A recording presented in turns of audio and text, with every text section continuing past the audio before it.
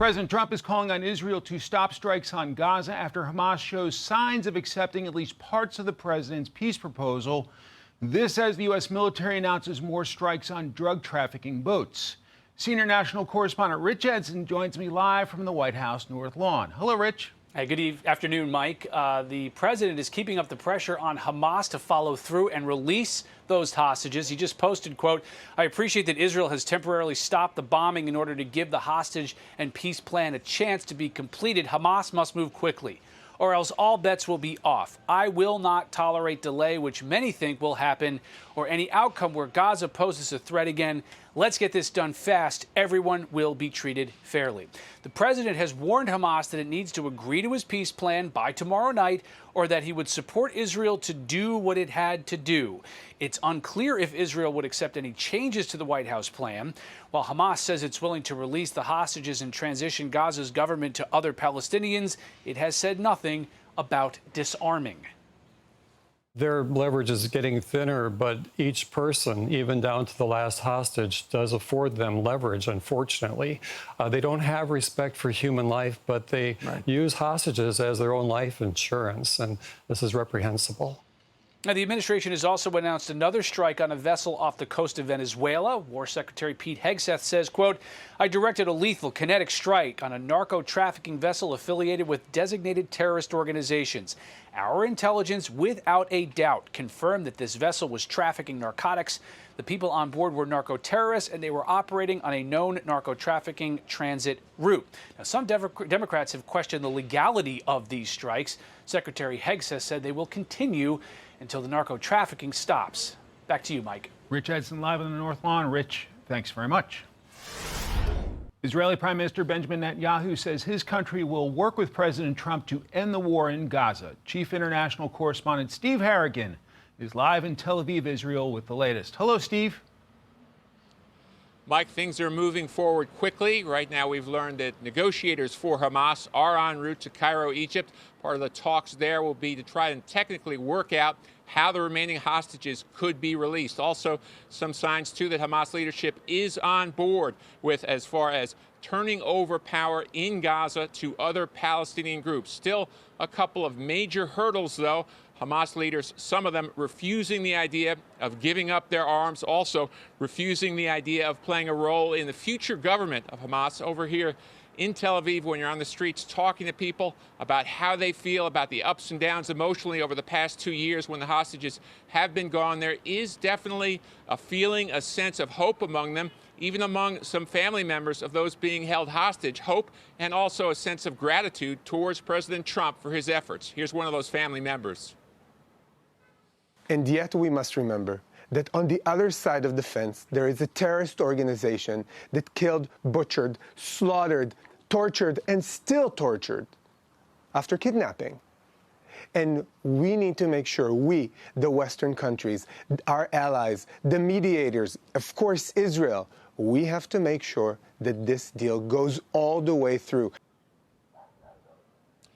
Big picture, too, we're just days away from October 7th. That was 2 years ago, the date when Hamas operatives came in and slaughtered almost 1,200 Israelis, took 251 hostages. Of those hostages, 48 still remain. At least 20 of them seem to be alive. Their family members now hoping they will all be released soon. Mike, back to you. Steve Harrigan live in Tel Aviv. Steve, thanks so much.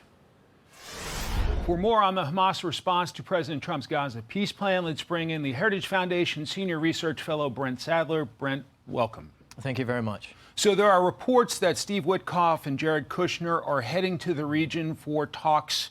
Sounds like things are serious. Hamas says it accepts some parts of the president's peace plan. Are we wise to be cautious with what Hamas is saying? Yes, absolutely wise, given the past as a prologue of what to expect with this terrorist organization, Hamas. Absolutely. And it's certainly, I think, very important to keep the pressure on militarily. While there is a pause, or at least an opening being given by the Israelis to allow things to play out, the deadline for Sunday evening needs to be held firm. And at least real tangible movement, the release of hostages, needs to be seen in the next few hours for this to be, I think, taken beyond more than just face value. Quite often you need pressure to produce a result. Clearly the president's applying his pressure. We'll see if it works out. Absolutely. Okay, so the Trump administration is carrying out strikes on vessels. We heard Rich talk about it, basically going after what they say are narco-terrorists. Secretary of War Pete Hegseth tweeting, "Our intelligence without a doubt confirmed that this vessel was trafficking narcotics. The people on board were narco-terrorists, and they were operating on a known narco-trafficking transit route. These strikes will continue until the attacks on the American people are over." Is this an appropriate use of presidential war powers? I think so, and I think there's a strong case to be made for that. I mean, these groups that are operating in the United States are killing American citizens, not just through their drugs, but also through a whole other array of illicit activities. And so they are a national threat. They are killing American citizens. The president, given the size and the scale, in 2023, over 100,000 Americans died because of the poison that these groups are dealing in, is taking stiff and strong action. It requires a new approach to actually put these cartels out of business. Going after them in the Caribbean, around and coming out of the waters of Venezuela, I think is the right approach. International water, international space, but it's not going to be enough to put them out of business and rid the world of the scourge of these groups. Going to have to also broaden the scope. The United States is celebrating this weekend 250 years of the United States Navy. We're told it's going to be a massive celebration in Norfolk, Virginia. President Trump is going. Your thoughts on that?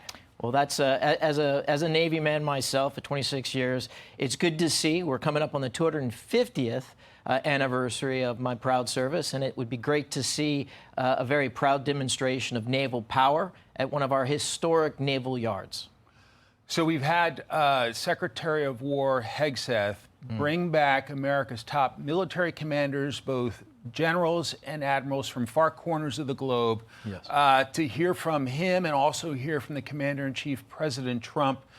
Your thoughts on basically his trying to shift the focus to more lethality of U.S. military troops? I think the message is very well received, overwhelmingly. These are officers and even senior enlisted. We forget that their senior enlisted advisor to many of these generals and admirals was also present. So it's a signal across the board. It's not just the officer corps that was being talked to by the Secretary and the President. This message of focusing on core mission and getting back to the core principles of what it means, and that's a meritocracy and combat effectiveness. That's what's necessary to deter our adversaries like China, who's not really deterred right now if you see what they're doing in the East Asia and in the South Pacific. It is a message that I think is received, it is timely, and I think it was underscored with the president's presence at the meeting. We also had the Secretary focus on physical fitness of our men and women in uniform. Do we have a weight problem in the United States military? Well, the nation has a weight problem of obesity, for sure, and certainly with nutrition. So the Make America Healthy Again, I think, also needs to echo in the military. And clearly, there is a slackening of the standards, which we've seen not just in weight, but in appearance standards. Clearly, the weight and being able to fit into a uniform and carry across that corporate image of lethality, you don't really carry that if you're 20, 30 pounds overweight. Do you expect admirals and generals to really step up the PT after being called out like that?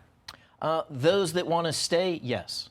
Okay. Brent Sadler, thank you so much for your time and your analysis today. Great to have you. Thank you very much.